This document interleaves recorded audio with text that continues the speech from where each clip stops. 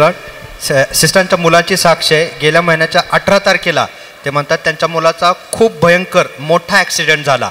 तो ॲक्सिडेंट इतका मोठा होता की आजूबाजूच्या लोकांना वाटलं की हा मुलगा जाग्यावरच मरण पावला असेल.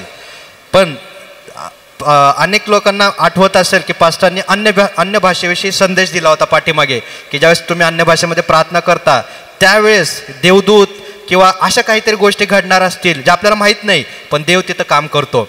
सिस्टर म्हणतात त्या दिवशी त्यांना माहीत नाही, ते कंटिन्यूअस दिवसभर हे अन्य भाषेमध्ये प्रार्थना करत होत्या. त्या अन्य भाषेमध्ये दिवसभर प्रार्थना करत होत्या आणि ते म्हणतात की माहीत नाही त्यांच्या मुलाला हॉस्पिटलमध्ये कोण घेऊन गेलं. तिथं त्यांच्या मुलांना कोणत्या हॉस्पिटलमध्ये घेऊन गेलं. डॉक्टर म्हणले त्याच्या डोक्याला फार मोठा मार लागला होता, क्लॉट आले होते, रक्त साकळलं होतं मेंदूमध्ये.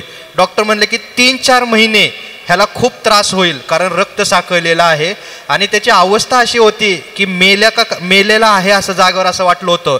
पण देवाला धन्यवाद की त्यांनी डॉक्टरांचं ते जे सांगितलं ते ऐकलं. पण ते पास्टरांकडे आले, त्यांच्याकडून प्रार्थना करून घेतली, ब्रदर केने त्यांच्याकडून प्रार्थना करून घेतली आणि ते म्हणतात की आज त्यांचा मुलगा, जे लोकांना वाटलं होतं मृत झालेला आहे का काय, तो आता व्यवस्थित आहे. 3-4 महिने सुद्धा तिथं डॉक्टरांनी सांगितल्याप्रमाणे वेळ लागलेला नाही आहे, तो आता व्यवस्थित आहे आणि ते सर्व गौरव ह्यासाठी देवाला देतात. आणि